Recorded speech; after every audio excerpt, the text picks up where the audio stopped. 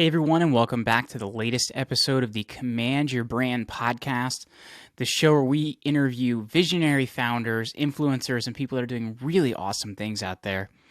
Our guest today is Dr. Carolyn Ross, and this is a very interesting conversation that we're going to have around binge eating disorder and food addiction, which are two things that I didn't really know the difference between.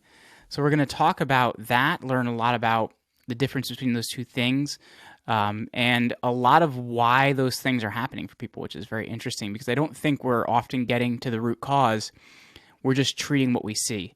So I think this is a really, really informative and interesting conversation. So without further ado, let's get into this interview with Dr. Carolyn Ross.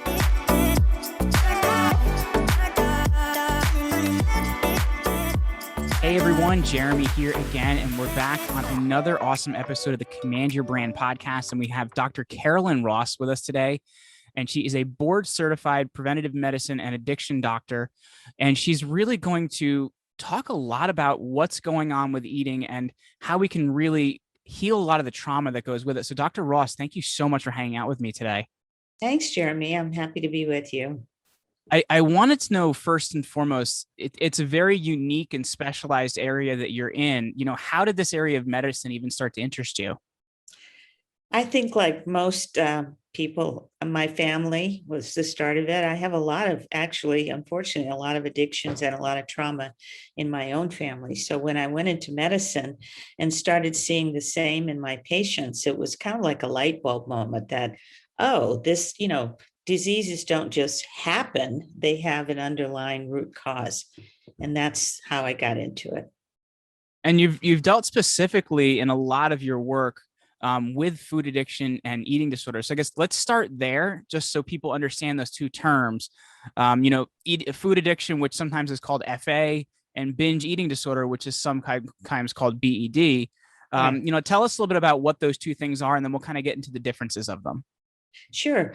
Well, binge eating disorder or BED is part of the spectrum of years ago, like 2008, 2010, that it was included in the manual for eating disorders. Food addiction is still not considered by medical professionals as part of the eating disorder spectrum, but there's a lot of research now going on that I think it will eventually become part of that spectrum.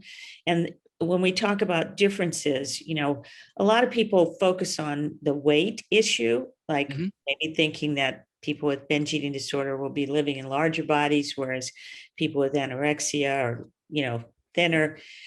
But as it turns out, over time, we're really realizing that weight isn't the best predictor or the best diagnostic tool, because we have people who are living in larger bodies who are anorexic in their behaviors, and people who with binge eating disorder who are normal weight or underweight even. So, well, and you even see situations like, so I was a wrestler in school, and you even see situations like that where a lot of people are even, they're binge eating, but then they're throwing it up as well. So like, you may not have the evidence of a lot of stuff. You may have some dental problems and things like that, but you're not going to have the weight evidence like you're saying too. yeah, exactly. So basically, I think the best way to judge those differences is to look at the behaviors. And binge eating disorder, the main behavior is the binge, which is eating a large quantity of food in a short period of time. And there's a lot of emotional distress around that. There's a lot of shame or embarrassment, eating in private because of shame about how much you're eating and so on. And then food addiction, the studies are using the Yale Food Addiction Scale, which is based on the same scale that we use to diagnose addictions to drugs and alcohol. So it's talking about obsession with food. It's talking about continued use despite having consequences, trying to cut down and being unable to cut down. So those may sound familiar to people who have worked in the addiction field. And they're the same criteria. And there's overlap between BED and FA, but FA people tend to have more psychological distress even than the people with BED. So I guess when we're looking at that, like, where do those things come from? Like, what are the underlying causes on a lot of those? Because, like, you had said earlier, It may not even be food. It may not even be weight and things like that. So what is a cause of this Mhm. in these two different things we're looking at here? Well, one of the major causes is trauma, particularly childhood trauma, abuse, or neglect.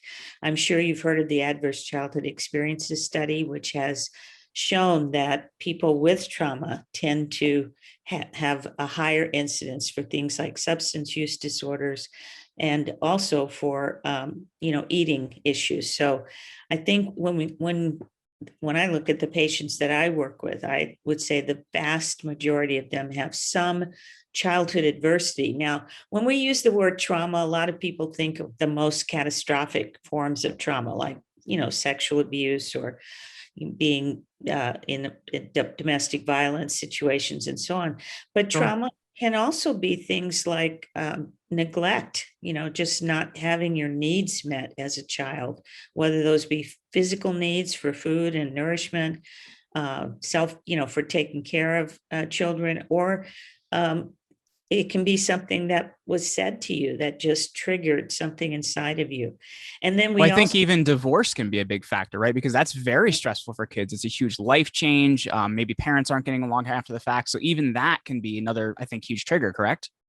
yeah, in the Adverse Childhood Experiences Study, they include divorce, mental illness or substance use in a parent, incarceration of a family member, and then the usual things that we think of, like abuse and neglect. And one of the things as well that I think is interesting is I think this can change a child's development, right? It can change, how you develop for when you're older. And can these things be permanent, I guess, from your viewpoint?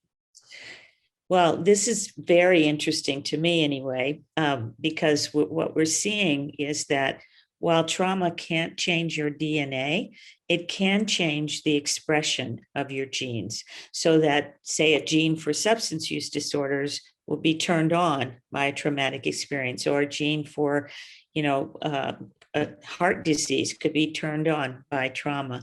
So the other important thing about trauma in childhood is that it changes the way the brain develops. So children who have been traumatized, it changes their neurobiology, we call it, the connections within the brain.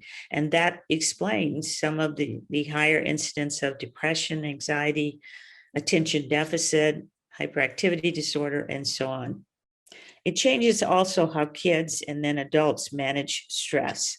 So I think that's really what we see. So, think about, I don't know if you were a hyperactive kid, but I certainly had I a, I was so I was a little bit weird. I was one of those like really really smart kids. Like I had a 151 IQ in like first grade, and oh, wait a minute, you're bragging here. I'm not trying to brag. I'm just like just to give you a picture. But like so I had a really like high IQ at a low age, so like I would like finish my work in like 1/10 of the time. Yeah. And they're like, oh, we're gonna put him in the talented and gifted program. I'm like, oh, cool, that's cool. So the talented and gifted program means that my assignments were just 5 times as long as the other kids. So I'm like, well, this is stupid. I'm not gonna do it. Yeah. So they had a meeting with my parents, and they're like, so we're either going to drug him or he can't stay here. So that's actually how I ended up in private school. Just, gave me more challenging work and Ah, stuff like that. So I think yeah. I there's think also that that as happens. well. We need to challenge our kids too. Yeah. And I think that happens particularly to a lot of boys, uh, where they're marginalized because of their activity level. But what I was going to, I don't remember where I was Well, you were going with. talking about, you were saying, were you hyperactive as a child? Yeah, but I think, hyperactivity is often a response to our environment, and can be a response to not being challenged, or Mm-hmm. not being given enough activity uh, to, to calm your nervous system. So I think that's one of the things that we see with trauma. So I guess when we're looking at it, Dr. Ross, that we're saying that the problem people are seeing is, weight gain, weight loss. It's the way people are eating. It's the way that their diet's structured, but it's actually this underlying cause that we're talking about here. So then what do we do about the situation? Like, how do we solve it? How do we do something about it? That we're not just kind of like throwing somebody on another yo-yo diet or whatever, because those things obviously aren't going to fix the situation. So what do we do? Yeah, well, you have to work on the root cause. So, the way that I explain it is that we all have some kind of pain in our lives, whether it be the loss of a loved one, it could be, abuse, neglect, it could be Hurricane Katrina or other Yeah. natural events.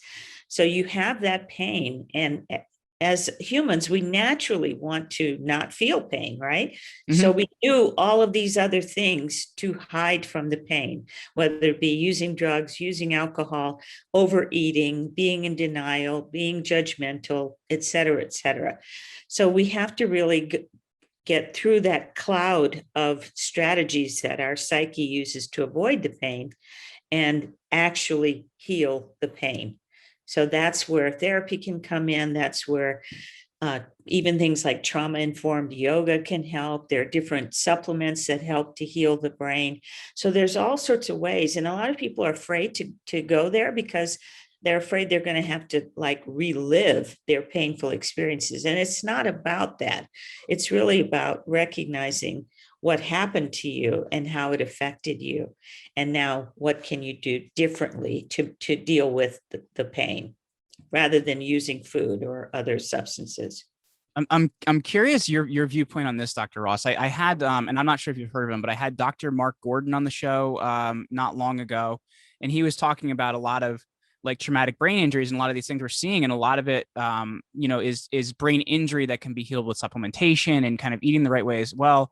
So I'm curious if that's something that you've seen too. Like a lot of it is like supplement imbalances and brain injuries that haven't been treated the right way.